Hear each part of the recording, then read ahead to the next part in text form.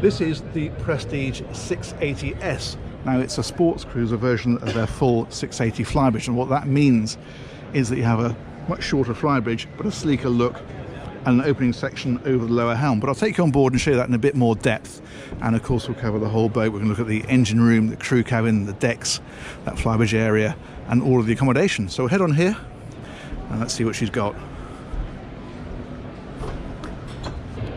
So up here, of course, we've got the cockpit at the back of the boat, and you can extend this into sunbathing as it is at the minute. And if we head on forward, these are the steps up to that Flybridge. We will come back to that because that's an interesting area. But we'll head on into here. It's a galley aft layout, as you can see. You've got your fridge and your freezer on that side. There's the cooking facilities. There's a dishwasher in here as well. That's in there. Interestingly, we've got Simon's hob, but Miele oven. Not seen that before. Let's see what's in here. That's just a huge storage area.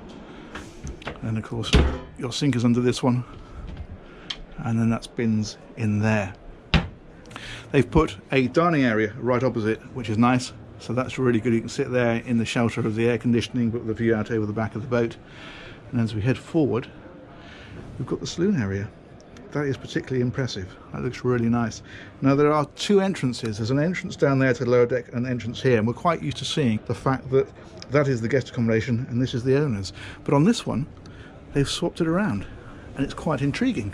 So we'll have a look down here first of all. So this is the guest area, and what you have is you have two twin cabins, one just here, and we carry on forward, one just here. And these both share this toilet compartment, so they've got a decent sized shower, your sink there, and your loo. And then back behind those is the VIP cabin. That's this one, which feels very much like a master cabin on a slightly smaller boat. They've done a nice job of that. There's a dressing table on this side, storage here, and we go on round. This of course has its own separate ensuite, and that's in here.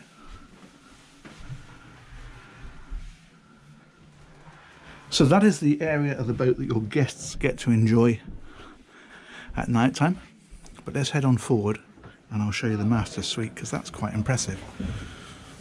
So back up these stairs.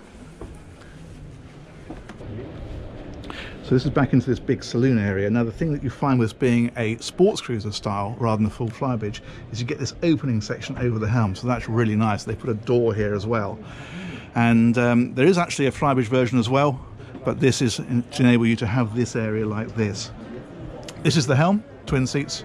You've got your throttles and your joystick, and of course it's all glass cockpit screens. Another thing worth mentioning on this, in fact, is it's got the high gloss dark wood. There is a matte lighter oak finish as well if you want it.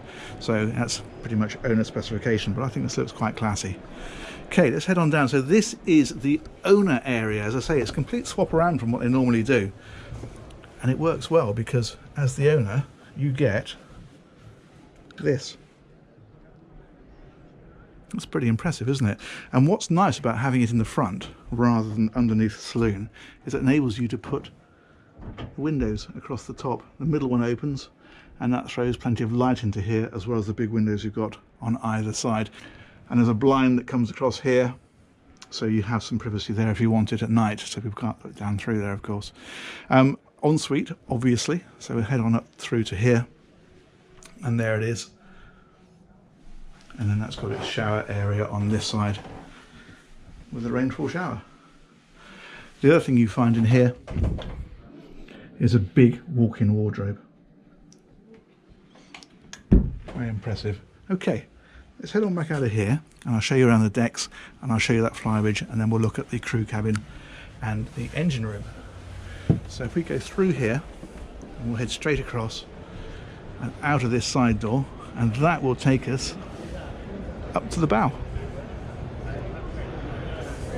So what they've done with this area is put a big sunbathing area on the front. There's a shade they've put on here as well, so if you want a bit of shade you can have it.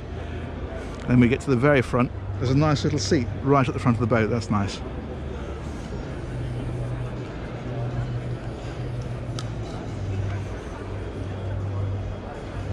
Excellent. Okay, let's head on back down this side.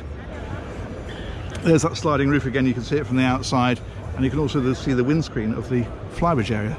We'll go back and take a look at that, and then, as I say, we'll dive down and take in the crew cabin and engine space. So come right to the back, and this time we're going to do a sharp left, go up these steps,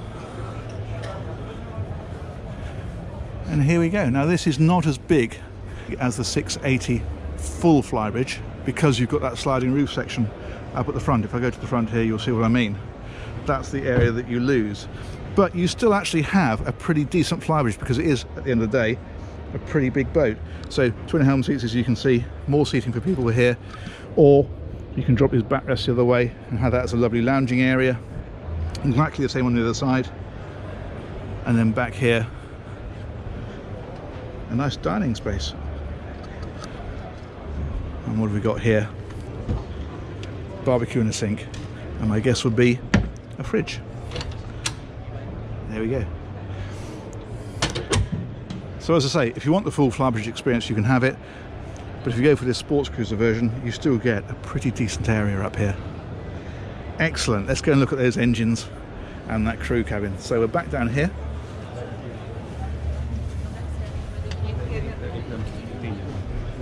Hi. Excuse me. Thank you. So the crew cabin and the engines are both accessed from the back. So let's head on in.